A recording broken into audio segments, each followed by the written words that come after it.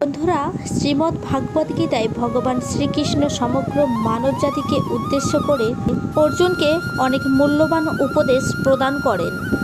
যে উপদেশগুলি আজ এই সময়ে দাঁড়িয়ে জীবনে যদি প্রয়োগ করা হয়, তাহলে যে কোনো মানুষ যে কোনো সমস্যা থেকে বেরিয়ে আসার শক্তি পাবে। শ্রীমদ্ ভাগবত গীতার এই সম্পূর্ণ কথোপকথনের মধ্যে লুকিয়ে রয়েছে অনেক শক্তিশালী শ্লোক, যেগুলি যদি আমরা জীবনে কঠিন সময়ে পাঠ করতে পারি বা মনে মনে একটু স্মরণ করতে পারি, তাহলে আমরা সেই কঠিন সময় থেকে অনায়াসে বের হতে পারবো। কিন্তু অনেকেই এই শ্লোকগুলোর ব্যাপারে জানেন না বলে তারা কঠিন সময়ে পড়লে ঘাবড়ে যায় এবং বুঝে উঠতে পারে না কি করবে।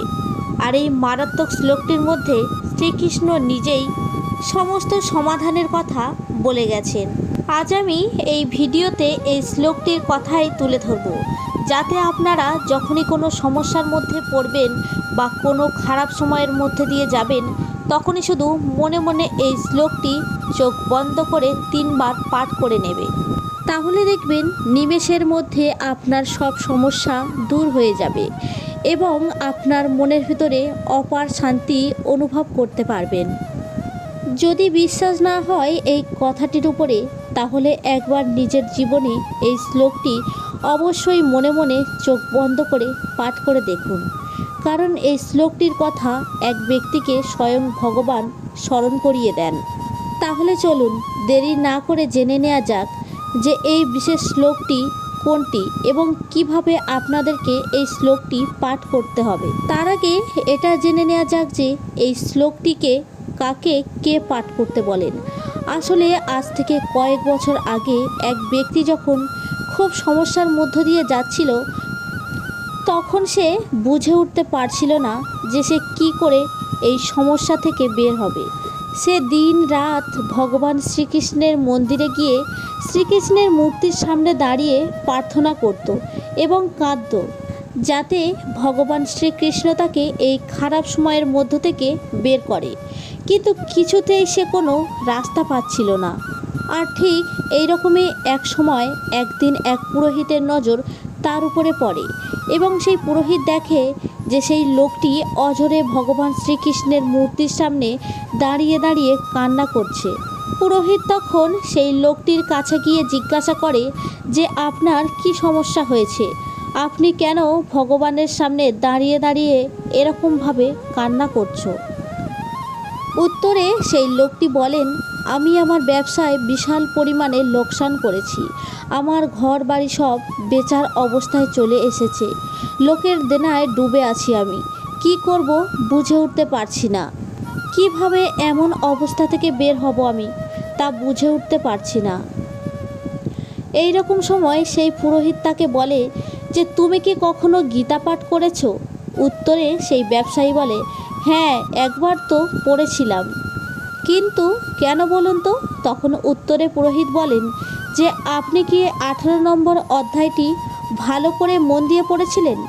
তখন সেই ব্যক্তি বলে যে হ্যাঁ, পড়েছিলাম, কিন্তু এখন ততটা মনে নেই। তখন পুরোহিত তাকে বলেন যে যদি মন দিয়ে পড়তেন, তাহলে শ্রীকৃষ্ণের বলা এই মহান কথাটি আপনি কখনো ভুলে যেতেন না এবং আপনি অবশ্যই এই সমস্যা থেকে খুব তাড়াতাড়ি বেরিয়ে আসতে পারতেন।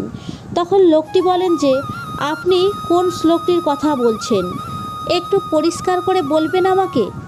তখন সেই পুরোহিত তাকে সেই বিশেষ শ্লোকটি বলে, সর্বধর্মান্ন পরিত্যাজ্য মামেকং শরণং ব্রজ, অহং তাং সর্বপাপেভ্যো মোক্ষ্যমামি মা শুচ।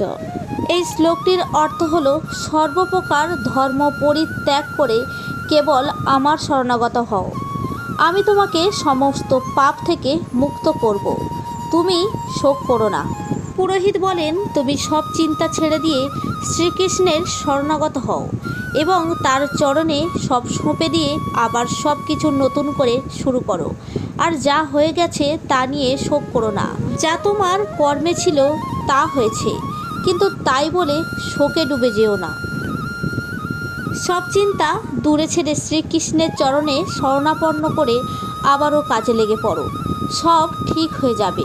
আর তিনি এটাও বললেন যে যখনই সমস্যায় পড়বে এই শ্লোকটি মনে মনে 3 বার স্মরণ করবে, তাহলে দেখবে তুমি এক অপার শক্তি ভিতরে অনুভব করতে পারবে এবং সব সমস্যা দূর হবে।